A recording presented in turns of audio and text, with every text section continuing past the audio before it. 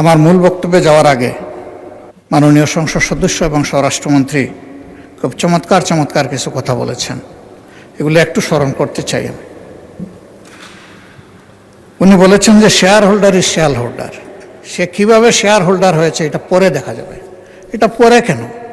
এটা তো আগেই এক্সপোজ হয়ে গেছে, সারা দুনিয়া জানে। উনি জানেন না? উনার মতো একজন বিজ্ঞ মানুষ, আমি এটা বিশ্বাস করি না। এই ব্যাংক থেকে উনি একা নিয়েছেন তার নিজের নামেই ৮২,০০০ কোটি টাকা, আর তার সমুদয় শেয়ার যেগুলা তিনি কিনেছেন ৮২% মালিক হয়ে গিয়েছেন, এগুলার মূল্য হচ্ছে মাত্র ১২,০০০ কোটি টাকা। অর্থাৎ তিনি কইর তেল দিয়ে শুধু কই বাজেন নাই, কইও বাচ্ছেন, শোল মাছও বাচ্ছেন, এবং সবগুলা ব্যাংক থেকে ডাকাতি করা টাকা। সেই শেয়ারগুলা কিভাবে হস্তান্তর হয়েছে তিনি একটা প্রতিষ্ঠানের নাম এখানে বলেছেন, সবগুলা বলে দিলে ভালো হইতো। এই ধরনের সকল শেয়ার হোল্ডারের উপরে বিশেষ একটা এজেন্সির মাধ্যমে প্রচণ্ড চাপ ক্রিয়েট করে তাদেরকে বাধ্য করা হয়েছে তাদের শেয়ার হস্তান্তর করতে। এরা তো হস্তান্তরের জন্য এই শেয়ারগুলা কিনে নেয়। তারা যুগ যুগ ধরে এই ব্যাংকের সাথে ছিল এবং যথারীতি এই ব্যাংক সবাইকে স্যাটিসফ্যাক্টরি সার্ভিস দিয়ে চলছিল, ডিভিডেন্ড দিয়ে চলছিল। একটা মাত্র ব্যাংক, যে ব্যাংক তারল্য সংকটে অন্য ব্যাংকেও হেল্প করত, এইভাবে ব্যাংকটা ডাকাতি করে আজকে এটাকে একদম দেউলিয়া করা হয়েছে। এটা করেছে ফ্যাসিস্ট সরকার। উনি কর্মচারীদের নিয়োগের ব্যাপারে কথা বলেছেন। ১০,০০০ কর্মচারীকে নিয়োগ দেওয়া হয়েছে, সামান্য কোনো নিয়ম নীতি মানা হয়নি, পত্রিকায় একটা বিজ্ঞপ্তি দেওয়া হয়নি। এই ব্যাংকের সমস্ত অতীত ট্রেডিশন ব্যাক করে কোনো পরীক্ষা ছাড়াই তাদেরকে নিয়োগ দেওয়া হয়েছে। একটা কাগজে কেউ না কেউ সই করে দিয়েছে, এইটাই তার নিয়োগ লেটার।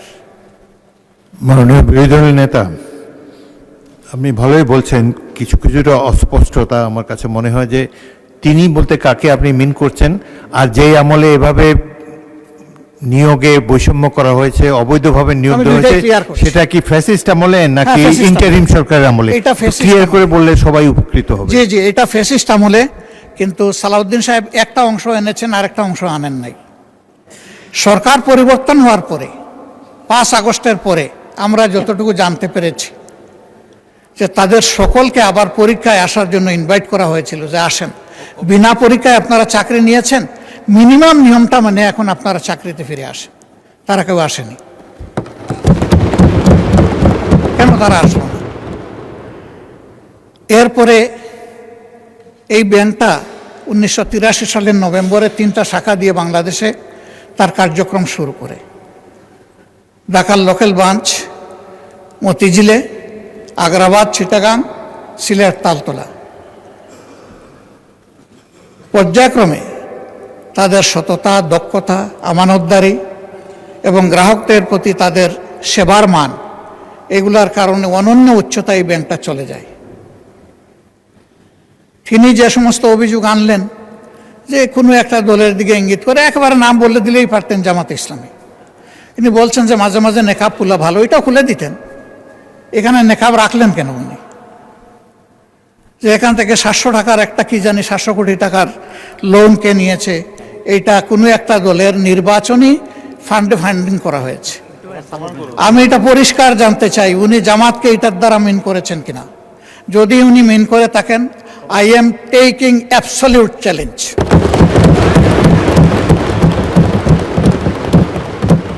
তিনি এটা প্রমাণ করতে পারলে আমি তাকে একটা মেডেল দিব পার্সোনালি। এরপরে কার ছেলে, কার নাতি, কোন কোম্পানি, শুধু ইসলামী ব্যাংক না, যে কোনো ব্যাংক থেকে চুরি ডাকাতি অসততার মাধ্যমে কিছু নিয়ে যদি আত্মসাৎ করে থাকে, তার ব্যাপারে অবশ্যই তদন্ত করে স্টার্ন অ্যাকশন দেশের বিদ্যমান আইনে নেওয়া উচিত। এটা আমি শফিকুর রহমান হলে আমাকেও যেন স্পেয়ার করা না হয়। মাননীয় স্পিকার, এই ব্যাংকটিতে ক্ষুদ্র একজন ব্যবসায়ী হিসাবে আমার বসার সুযোগ হয়েছিল 2005 থেকে 2011 সাল 6 বছর। ব্যাংকের বোর্ডে বসতাম, শিখতাম, জানতাম, বাংলাদেশের অর্থনীতিকে বোঝার চেষ্টা করতাম। সেই সময়টা এই ব্যাংক এককভাবে বৈদেশিক রিমিটেন্সের 32% পর্যন্ত আর্ন করত। তার ডিপোজিট, তার তারল্য, তার ইনভেস্টমেন্ট, সকল টার্নওভারে ইম্প্যারালাল একটা ব্যাংক ছিল। সবগুলা সরকারি ব্যাংক মিলেও তার সমতুল্য ছিল না। কিন্তু তখন বয়ান বানাতেন একজন বিশেষ অর্থনীতিবিদ ডক্টর আবুল বারাকাত। তিনিও আঙ্গুল তুলতেন জামাত ইসলামের দিকে, যে এখান থেকে জামাত ইসলামী হাজার হাজার কোটি টাকা নিয়ে যাচ্ছে। তার এই বয়ানের ভিত্তিতেই শেষ পর্যন্ত এই ব্যাংকে অভ্যুত্থান করা হলো, দখল করা হলো। 15.5 বছর দুঃশাসন চালানো হলো। কই প্রমাণ কোথায়? 15.5 বছর তো কম না। এখনো আবার একই তালে যদি কথা বলা হয়, আমি বলবো আমরা কি আবার সেকেন্ড আবুল বারাকাত হতে যাচ্ছি? আন্দাজ অনুমানের ভিত্তিতে কোন মহিলার কোন কোটেশন সংসদের মতো একটা প্রেস্টিজিয়াস জায়গায়, এগুলো আসলে আমরা আশা করি না। ওই মহিলাকে সংসদে হাজির করা হোক, যদি কোনো প্রভিশন থাকে সংসদে গণশুনানিও হোক, অসুবিধা নাই। আরডিএস প্রকল্প কোনো দলের নয়, কোনো ধর্মেরও নয়। আমি নিজে বোর্ডে ছিলাম, আমি জানি এখানে বিভিন্ন ধর্মের মানুষ এখান থেকে বেনিফিশিয়ারি। এখানে দল ধর্ম দেখা হয় না, এখানে টার্গেট গ্রুপকে প্রাধান্য দেওয়া হয়। উনি কত 11,000 কোটি টাকার একটা রেফারেন্স দিয়েছেন। কে নিয়েছে এটা? আমি? আমার সহকর্মীরা? যদি এরকম হয়, দলের ফান্ডে যদি 1 টাকাও আসে, আমি বলবো সার্চ লাইট দিয়ে এটা তালাশ করে আমাদের বিরুদ্ধে যেন অভিযোগ। মাননীয় বিরোধী দলের নেতা আপনাকে, ওনাদেরকে 15 মিনিট বলেছে, আপনাকে 7 দিয়েছি, আরও 8 মিনিট বলেন আপনি। মাননীয় স্পিকার, আপনাকে ধন্যবাদ। আমি যা আশঙ্কা করছি সেটা এখন বলতে চাচ্ছি। ব্যাংকে পরিবর্তন যে কোনো সময় আসতেই পারে। ব্যাংকের স্বার্থে আসতে হবে, গ্রাহকের স্বার্থে আসতে হবে, মালিকের স্বার্থে আসতে হবে। আমি এই ব্যাংকের একজন মালিক। আমার 10 টাকা মূল্যের একটা শেয়ার আছে। আমি আমার এই শেয়ারের দাবি কখনো ছেড়ে দেব না। আমার এই 10 টাকা মূল্যের শেয়ারের পক্ষে আমি আমার রাইট ধরে রাখার জন্য, এস্টাবলিশ করার জন্য যা করা দরকার তাই আমাকে করতে হবে। আমি তার রাজনৈতিক পরিচয় করব না। আমি করব এই ব্যাংকের একজন গ্রাহক হিসাবে, একজন মালিক হিসাবে। এইভাবে রাজনৈতিক পরিচয় থাকা কোনো দোষের বিষয় নয়। আর এই ব্যাংকের গ্রাহক শুধু জামাত ইসলামের মানুষরাই নয়, এই ব্যাংকের গ্রাহক বিএনপির বহু লোক আছেন, আমার পরিচিত অনেক লোক আছে, অন্যান্য দলের আছে, অন্যান্য ধর্মের আছে। এটা সকলের ব্যাংক। এই ব্যাংক একক কারো না। ওই ব্যাংকের গায়ে লেখা নাই যে এই ব্যাংক এরাই শুধু সুবিধা নেবে, বাকিরা পারবে না, এরাই শুধু গ্রাহক হতে পারবে, বাকিরা পারবে না। এই ধরনের কিছু লেখা নাই। এগুলো হলো বানায়ট বয়ান। ব্যাংকটাকে ধ্বংস করেছেন শেখ হাসিনা এস আলমকে তার হাতিয়ার হিসেবে ব্যবহার করে। আমরা এখন স্পষ্টত দেখতে পাচ্ছি সেই এস আলমকে আবার ফিরে আসার পথ করে দেওয়া হয়েছে। এর প্রমাণ এই যে ডেপুটি গভর্নর বাংলাদেশ ব্যাংকের সাবেক, তিনি রংপুরের রিজিওনাল ম্যানেজার থাকা অবস্থায়, ডিরেক্টর থাকা অবস্থায় অনিয়মের 52 লাখ টাকার অভিযোগ তার বিরুদ্ধে প্রমাণিত হয়েছে। তাকে তখন শাস্তি দেওয়া হয়েছে। আর 5 আগস্টের পর তিনি স্বৈরাচারের দূষর এবং দুষ্কৃতকারী হওয়ার কারণে তিনি শেষ পর্যন্ত এখান থেকে বাধ্য হয়েছেন চলে যেতে। সেই লোকটাকে এনে এখানে বসানো হলো। তিনি যখন ডেপুটি গভর্নর, তখন এস আলমের সকল অপকর্মের তিনি ছিলেন সহযোগী, এবং সেই হিসাবে তিনি একটা প্রাইজ পেয়েছিলেন। তার স্ত্রীর নামে ভুয়া কোনো প্রতিষ্ঠানের অস্তিত্ব নেই, সেখানে 3.5 কোটি টাকা এক্সিম ব্যাংক থেকে গিফট লোন দেওয়া হয়েছে তাকে। তিনি অসৎ। সেই লোকটাকে এনে একটা বিধ্বস্ত ব্যাংকের মাথার উপর বসায় দেওয়া, এটা কোনো যুক্তিতেই মেনে নেওয়া যায় না।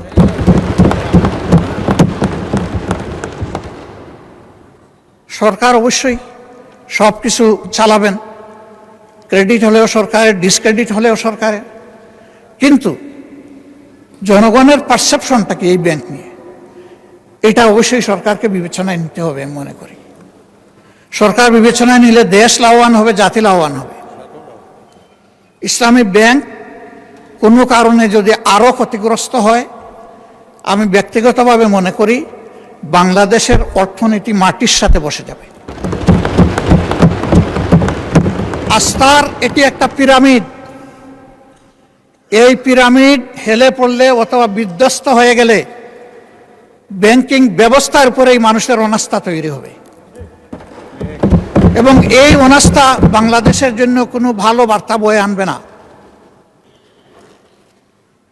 যারা রিমিটার, তাদের কষ্টে অর্জিত টাকা বাংলাদেশে পাঠায় পরিবারের জন্য, দেশবাসীর জন্য, তাদের মধ্যে এখন অস্থিরতা তৈরি হয়েছে। আমি হজের সফরে মাত্র 11 দিনের জন্য গিয়েছিলাম, সেখানে এই ব্যাপারে অনেকের উদ্বেগ, সরাসরি প্রশ্ন শোনার সুযোগ পেয়েছি। এতে দেশের অর্থনীতি ক্ষতিগ্রস্ত হবে। রেমিটেন্স প্রবাহ যদি বাধাগ্রস্ত হয়, আমাদের মাত্র 2টা সোর্স, একটা রেমিটেন্স আর একটা হচ্ছে আরএমজি। আরএমজিও এখন বিভিন্ন চ্যালেঞ্জের ভিতর দিয়ে অতিক্রম করছে। রেমিটেন্সও যদি বিপদে পড়ে যায়, তাহলে আমাদের দেশের অর্থনীতিটা গিয়ে কোথায় দাঁড়াবে মাননীয় স্পিকার? এই সবগুলোই তো আমরা বিপদে পড়ে যাব।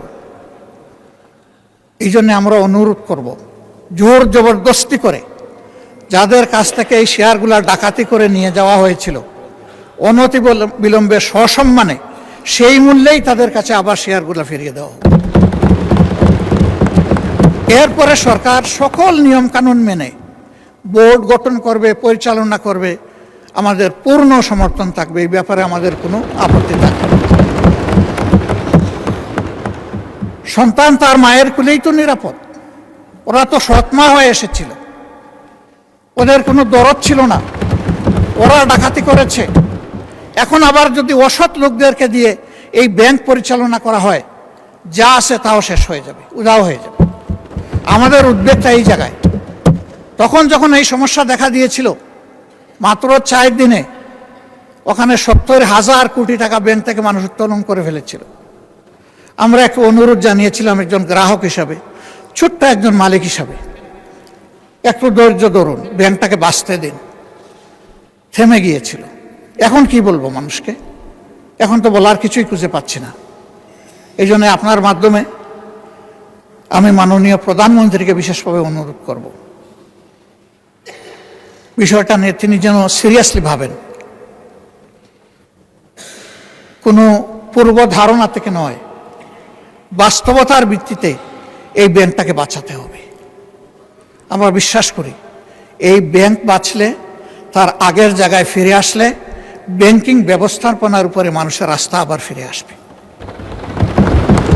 অর্থনীতির 2 চাকার 1 চাকা ব্যাংক আর 1 চাকা স্টক মার্কেট, ব্যাংকে আস্থা ফিরে আসলে অবভিয়াসলি হাত ধরে স্টক মার্কেটও আস্থা ফিরে আসবে। আমরা আমাদের দেশটাকে সামনে এক দেশ যাচ্ছে, এটাই দেখতে চাই। আর লেম এক্সকিউজ এবং ব্লেমের যে বিষয়গুলো এখানে চলে আসে, এটা থেকে আল্লাহর কাছে আশ্রয় চাই। অলরেডি 5টা ব্যাংকের গ্রাহকরা রাস্তায় রাস্তায় ভিক্ষুকের মতো ঘুরছে। তারা তাদের বিনিয়োগের কোনো রেজাল্ট পাচ্ছে না, তারা তাদের আমানত ফেরত পাচ্ছে না। আবার যদি সর্ববৃহৎ ব্যাংকের একই বিপর্যয় ঘটে, তাহলে আমরা গিয়ে কোথায় দাঁড়াবো? মাননীয় স্পিকার, আজান হয়ে গেছে, আমার কথা আমি এখানেই শেষ করলাম।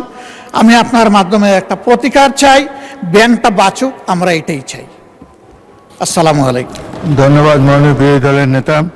আপনার স্বপ্নগুলো আকাশ ছুবে প্রবাসীর হেলিকপ্টারের মাধ্যমে। বিয়ে, জন্মদিন অথবা যে কোনো বিশেষ প্রয়োজনে হেলিকপ্টার ভাড়া করতে যোগাযোগ করুন স্ক্রিনে দেয়া নাম্বারে। প্রবাসীর হেলিকপ্টার, নিরাপদ ও সাশ্রয়ী বাহনের বিশ্বস্ত নাম।